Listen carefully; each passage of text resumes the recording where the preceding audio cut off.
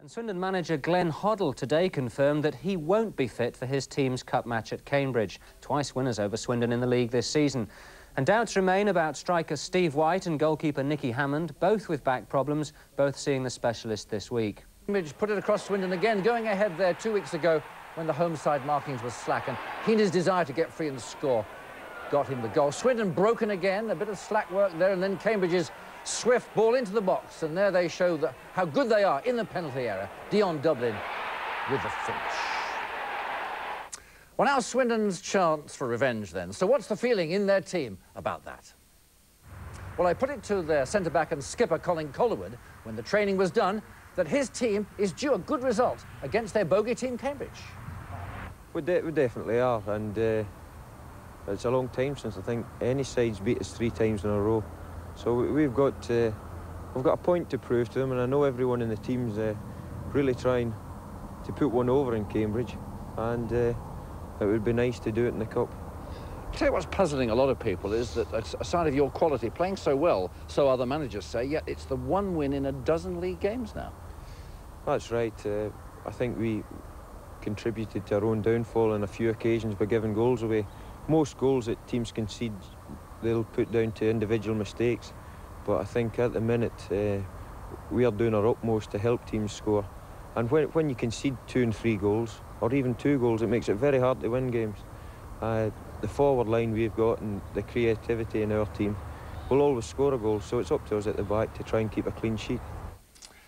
You and I both admire Swindon, but can they beat this Cambridge team? Third time of asking. I think a very difficult cup tie, Roger. I think one of the most important things is that Cambridge latterly have lost 1 or 2 games at home, so I think that might be in Swindon's favour, but difficult opposition. What do you make of Cambridge, and do you give Swindon a chance, mate? Cambridge are very difficult opposition. Swindon have got to believe in their ability, because they've got a lot of ability, and they've got to remember to take them crash helmets, because they'll need them tomorrow. I can somehow... I can sense them getting a good result there, folks, so let's put the markers on them. The pitch was declared fit only first thing this morning. Now, the 2 sides have met twice in the league this season already. Swindon have been twice the losers. So, with Cambridge's poor record at home just lately, skipper Colin Calderwood set off east with his hopes high. Stuart Mack now reports from the Abbey Stadium. Swindon Town travelled to East Anglia to take on Cambridge United in this 4th round FA Cup tie, knowing United had done the double over them in the league. But the fact that United had not won at home since October was the only plus Swindon Town had. The first half never really lived up to much in the way of action. In fact, it was on the stroke of half-time when a Mickey Hazard corner kick found the head of Mitchell. It came off a United defender, but it was Colin Calderwood who put the ball over the line. From the restart, the Town pressed at United, and it was Duncan Shearer who killed off Cambridge United with 2 goals in 2 minutes.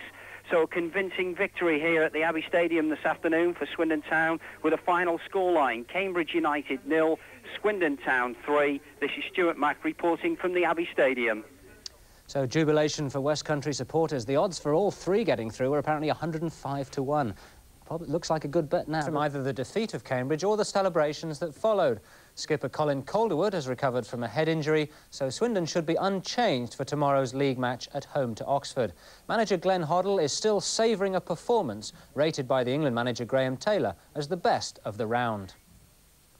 Well, yes, a lot has been said about Cambridge, you know, with their style of football and our style of football. You know, obviously they do contrast, but it was a great performance from our lads. Not only, you know, the 3 goals, but the performance itself. We played some excellent football, and I was very, very proud of them.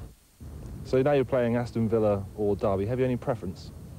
Not really, no. When you've you know, had an away tie and you've got through so convincingly, you just keep your fingers crossed for a home draw. So I'm pleased to have a home draw. I'm pleased that it's against either side. It's a good footballing side.